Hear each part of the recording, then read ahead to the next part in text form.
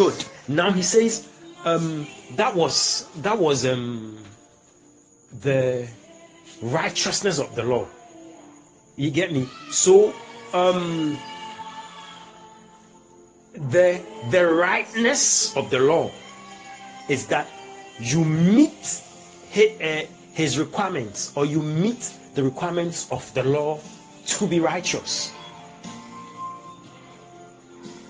Clearly. So that was what man was doing, and he says you have to meet it. Listen, don't miss this keyword. You have to meet that target to qualify for righteousness. You have to meet it. It is you. So the responsibility is on you. And I said, just by the responsibility being on you already makes you a failure, because you are wrong. I'm talking about man, natural man. You are already wrong. It's like starting an equation, solving a problem with a wrong equation. Your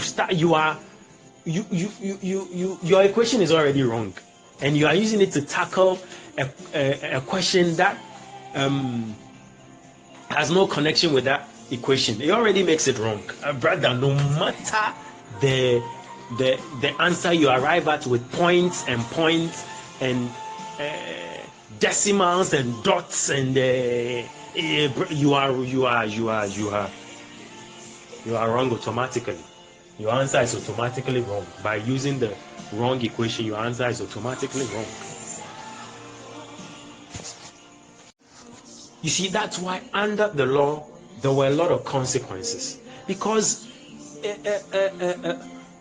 people were answering a question with the wrong equation. They could not meet. So it was like you find death, diseases, pestilence, fatalities. Things were happening. A lot of evil things were happening in the Old Testament because they had to work for the righteousness of the law, and they could not. Automatically they were. So as soon as you miss it, there was and you see, that's how the law works. When you are not able to meet the target, it is the law. It is not wickedness.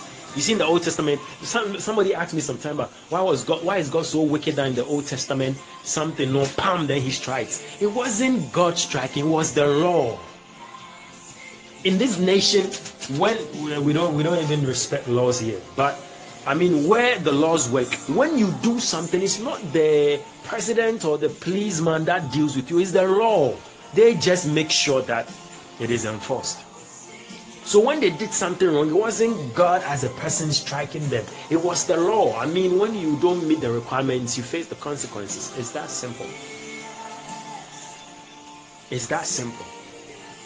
That was why there were a lot of calamities in the Old Testament, and it looked like God was wicked and all that. People just don't understand the dynamics of how things work.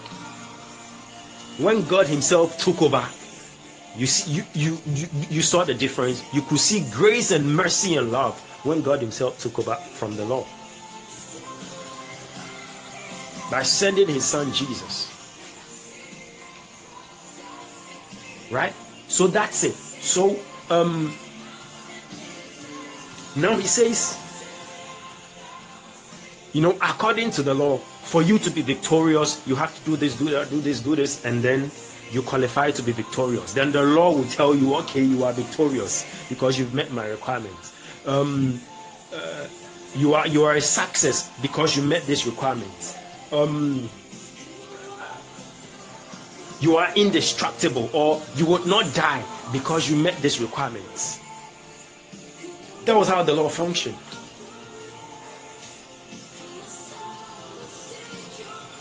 Because the law was the determining factor.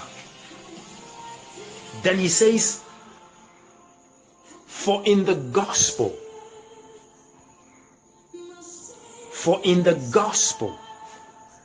God's righteousness. That was what he meant in Matthew 6:33 when he says, seek ye first the kingdom of God and his righteousness. Seek ye first. He says now, seek. If that was righteousness according to the law, he wouldn't have asked you to seek for it.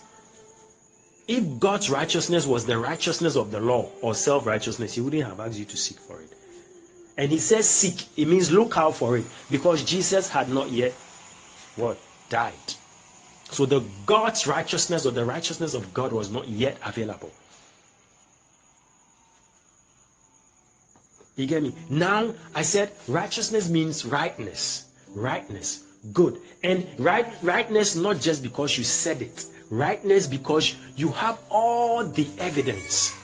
You have all the knowledge. You have everything required in its absolute and accurate measure to draw the conclusion.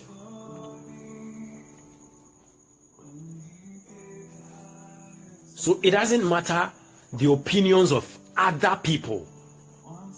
In the end, yours is the truth, because you arrived at the judgment not based on assumptions and opinions, but based on every evidence and knowledge. You see why I tell you the opinions of people about you don't matter?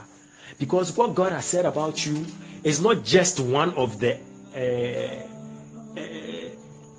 right things, or it's not just one of the things that seem to be right or has been said.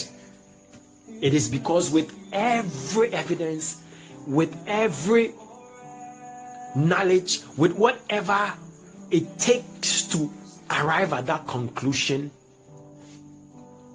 God has used that to make the judgment about you. Glory. Glory.